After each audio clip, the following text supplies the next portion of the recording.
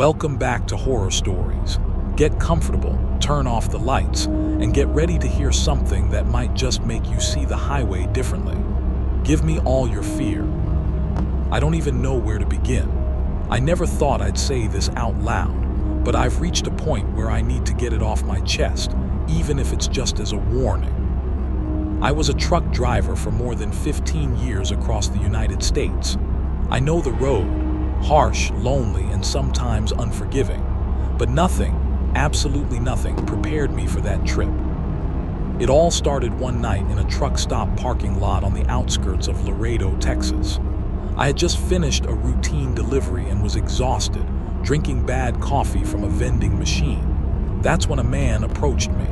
He stood out immediately, wearing a dark suit, way too fancy for a place like that. He introduced himself as someone who handled special contracts for drivers. No name, just a tight smile and a direct proposal. I've got a load that pays 3 times the usual rate. Only condition, you pick it up, you don't ask questions, you don't open it. You just drive and you deliver. Understood? At first I didn't trust him. Triple the pay. It sounded like a trap. But then he showed me an envelope with cash up front, and I couldn't say no. My truck needed repairs, bills were piling up, and I was tired of scraping by on jobs that barely paid enough to survive. So I accepted. They gave me the address of a warehouse near the border. It was late at night when I got there. 3 men were waiting, loading a heavy metal container into my trailer. No logos, no paperwork, nothing official. The guy in charge had me sign a plain sheet of paper, just my name and signature, no letterhead, nothing legal. Before I left, one of them leaned in too close, almost whispering in my ear. "Don't open the cargo. No matter what happens, got it?" A shiver went down my spine, but I nodded. In trucking, sometimes it's better not to know what you're hauling. I fired up the engine and pulled out, heading north on the route they gave me. At first, everything felt normal. The container was heavy, sure, but nothing unusual. The road was empty, lit only by my headlights and the occasional glow of an old highway sign. I figured it'd just be another long, boring drive. But it was.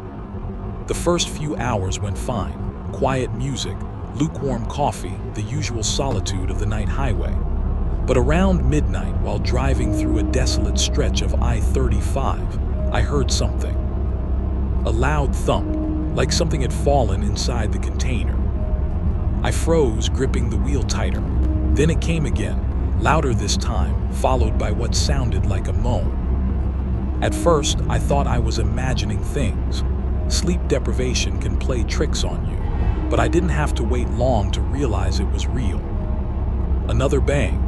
This one dragged on like someone was kicking from the inside. My throat went dry. I pulled over onto the shoulder and shut off the radio. The silence was suffocating. The only sound was my own breathing. And then 3 knocks, followed by a faint, muffled whisper. I climbed out of the cab, flashlight in hand, and walked toward the trailer. The metal gleamed faintly under the beam. I pressed my ear against the cold door, and I swear to God, I heard voices, weak, desperate whispers. I jumped back instantly. The air felt heavier, like it was slicing around me. I froze, torn between opening it and confirming what I already suspected.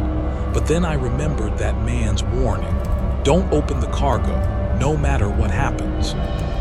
I ran back to the cab, heart pounding, and drove off. I didn't look back. I didn't want to know. But mile after mile, the noises grew louder, the banging more frequent, the whispers clearer.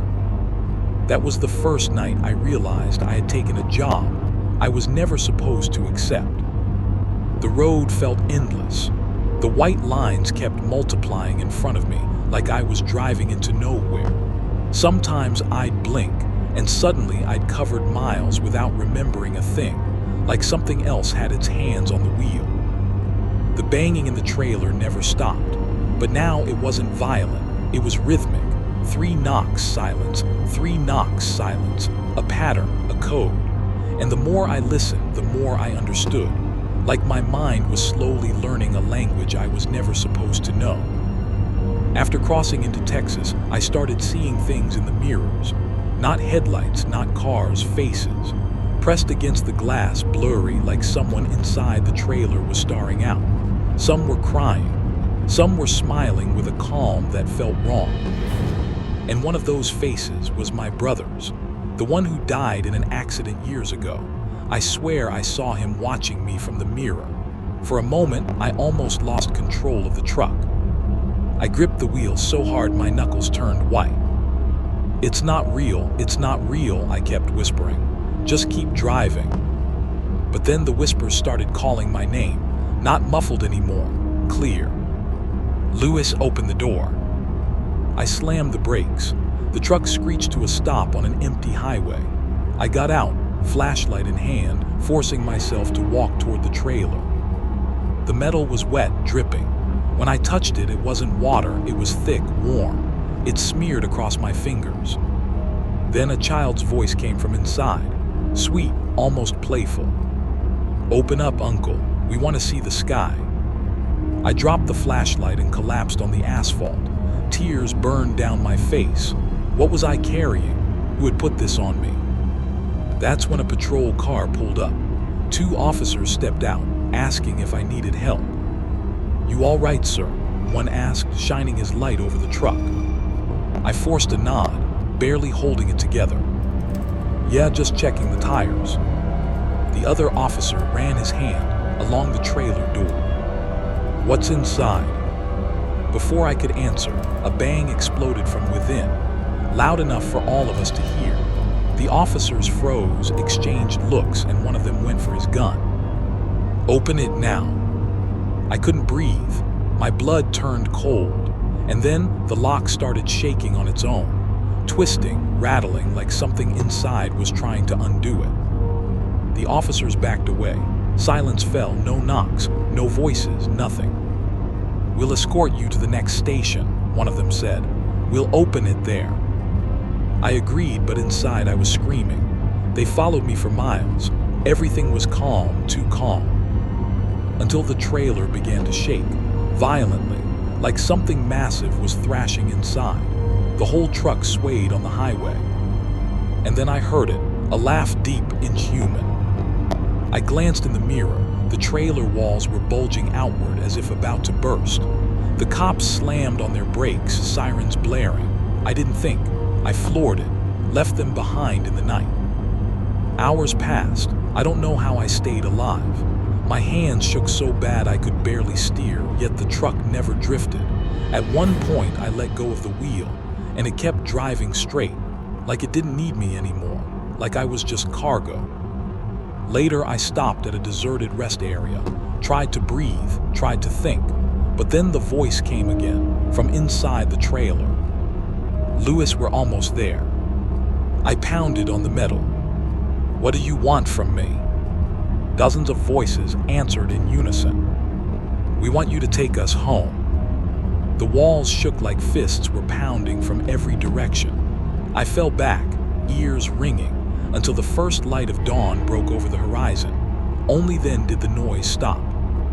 I thought about abandoning it, burning it, but every time I looked in the mirrors, I saw faces. My friends, my family, even my mother, dead for years. They begged me not to leave them. So I kept driving, day and night. No matter which road I took, I always ended up somewhere unfamiliar. Empty towns, silent gas stations, road signs with no names, like I was trapped in a loop with no escape. One night on a bridge, the truck stopped by itself.